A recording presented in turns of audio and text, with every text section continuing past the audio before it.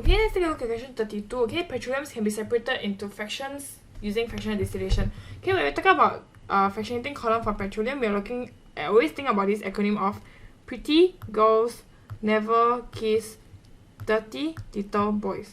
Okay, so in this case, first, when they say that alkane used in polishers and waxes have a higher boiling point than those used in diesel fuel, we're actually comparing those that are used in the lubricating oil, which is found in the polish and waxes, as well as compared to our diesel. In this case, it's true that our polishers and waxes have a higher boiling point, so 1 is correct. Any of the fractionating column could be used as fuels as the enthalpy change of combustions are negative. This is true because when combustion of this fuel, it releases energy that can be used as our fuel. 2 is actually correct. Number 3, the fraction used for our gasoline extracted from the higher up of the fractionating column than those used in our kerosene. So we're actually comparing our gasoline as well as our kerosene. So in this case, please understand that since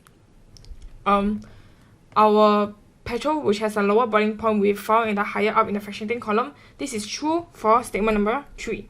Okay, statement number 4, the fraction obtained at a particular point in the fractionating column is always contains the same compound in the same ratio. In this case, this is a wrong statement because it always in the variable ratio. We have no idea what will be coming out each of the time. So in this case, option 4 is definitely out. Answer here, we're looking at 1, 2, 3. Answer here is B, A.